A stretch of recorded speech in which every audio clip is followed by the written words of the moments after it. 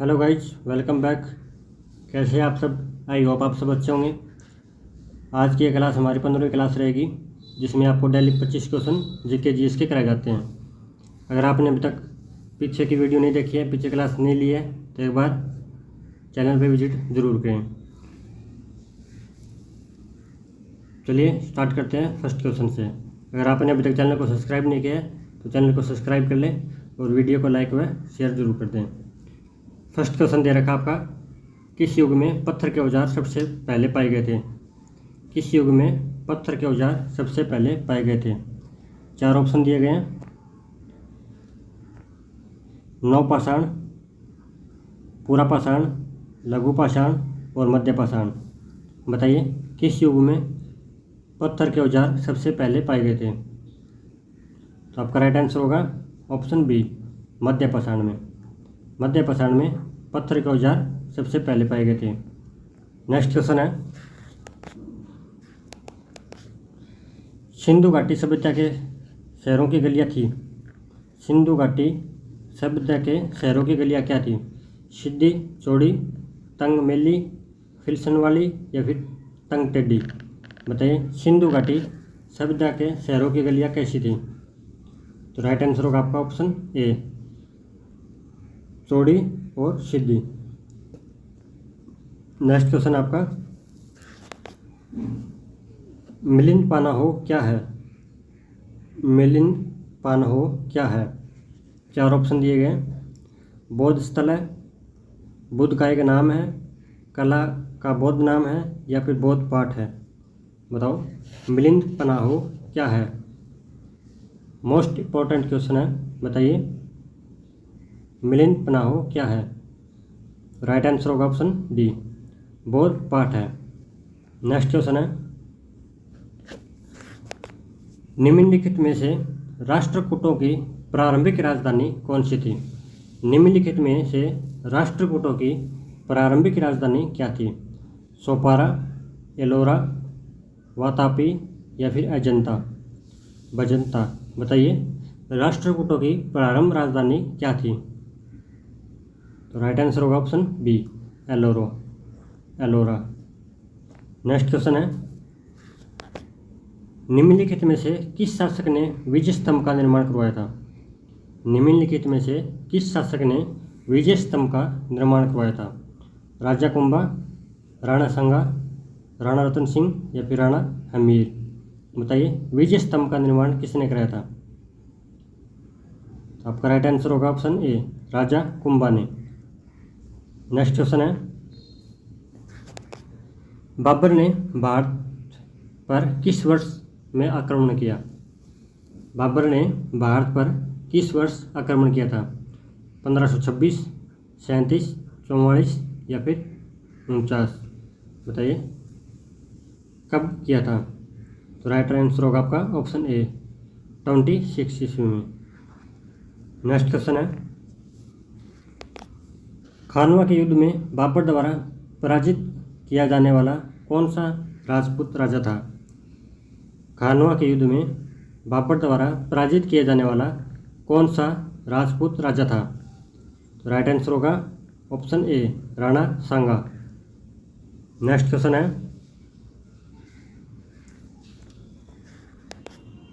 निम्नलिखित में से किस क्रांतिकारी को अंग्रेजों ने फांसी की सजा दी थी? निम्नलिखित में किस क्रांतिकारी को अंग्रेजों ने फांसी की सजा दी थी? ऑप्शन ए दे रखा है, जतिन दास, चंद्रशेखर आज़ाद, राजगुरु, कल्पना दत्त? तो राइट आंसर होगा ऑप्शन सी, राजगुरु को फांसी की सजा दी गई थी।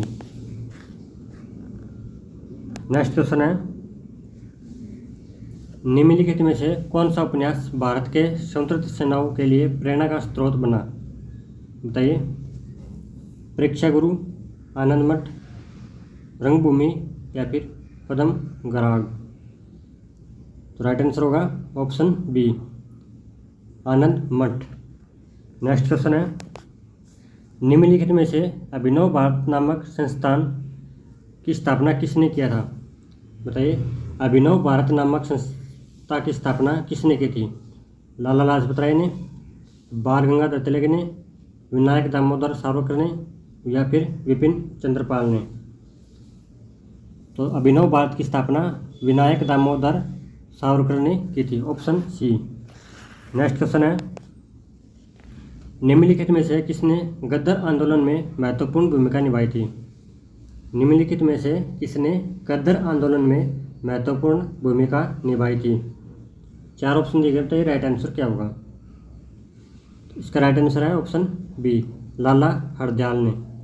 लाला हरदयाल ने। नेक्स्ट क्वेश्चन है, भारत में सिपाही विद्रोह की शुरुआत कहाँ से हुई थी? भारत में सिपाही विद्रोह की शुरुआत कहाँ से हुई थी? राजकोट, चंपारण, बरेली या फिर मेरठ? बताइए, भारत में सिपाही विद्रोह की शुरुआत कहाँ से हुई थी? तो राइट आंसर होगा ऑप्शन डी, मेरठ से। कहाँ से हुई थी? मेरठ से। नेक्स्ट क्वेश्चन है, निम्नलिखित में से कौन सा भारत का पहला वायसराय था? निम्नलिखित में से कौन सा भारत का पहला वायसराय था? Lord Cornwallis, lord William Bentinck, Charles Metcalfe या फिर लॉर्ड कैनिंग? भारत का पहला वायसराय कौन था? तो राइट आंसर होगा option D, Lord Canning. Next question है, हड़प नीति किसने लागू की थी? हड़प नीति किसने लागू की थी? लॉर्ड लिटिन ने, लॉर्ड कैनिंग ने, डलहौजी ने या फिर वेनेजली ने? हड़प नीति किसने लागू की थी? तो राइट आंसर होगा ऑप्शन सी, लॉर्ड डलहौजी ने। नेक्स्ट क्वेश्चन है, भारतीय राष्ट्रीय कांग्रेस के प्रथम मुस्लिम अध्यक्ष कौन थे? भारतीय राष्ट्रीय कांग्रेस के प्रथम मुस्लिम अध्यक्ष कौन थे? मोहम्मद अली जिन्ना, बदरुद्दीन तैयब, सर सैयद अहमद खान और अब्दुल कलाम आज़ाद?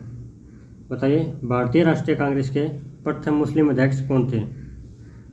तो राइट आंसर होगा option B, Badruddin Tayyab. Next question है, महात्मा गांधी जी के द्वारा सत्याग्रह की स्थापना कब की गई थी? महात्मा गांधी के द्वारा सत्याग्रह की स्थापना कब की गई थी? 1921, 19, 29 या फिर 23? महात्मा गांधी जी द्वारा सत्याग्रह की स्थापना कब की गई थी? तो राइट आंसर होगा ऑप्शन बी, 1919 में। नेक्स्ट क्वेश्चन है, गांधी जी ने किस वर्ष में गुजरात में साबरमती आश्रम की स्थापना की थी? गांधी जी ने किस वर्ष में गुजरात में साबरमती आश्रम की स्थापना की थी? 1921, 1917, 1916, 1927? तो राइट आंसर होगा 1917 में।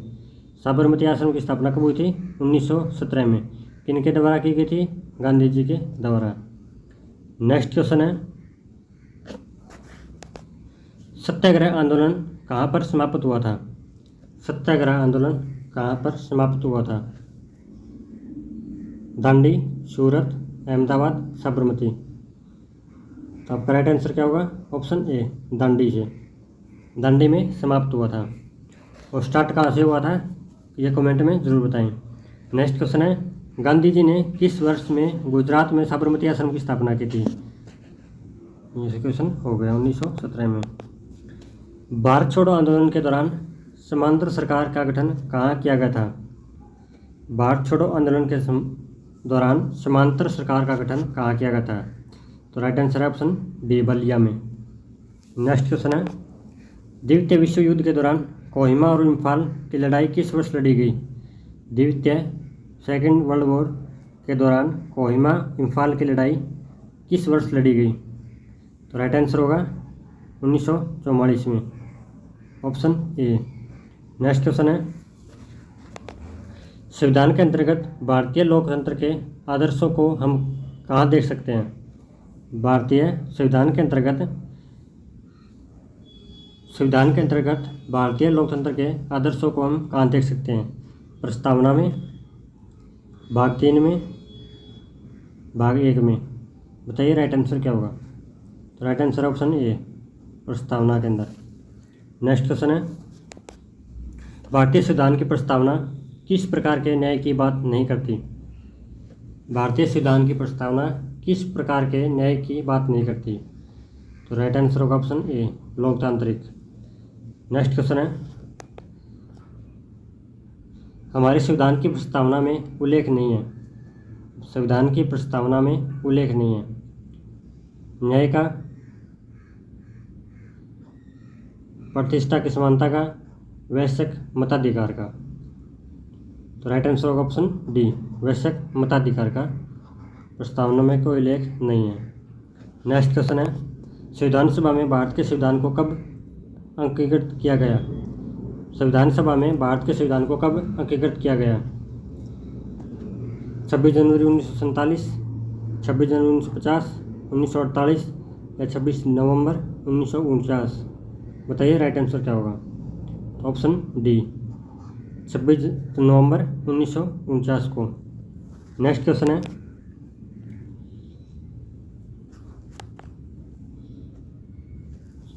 निम्नलिखित में कौन सा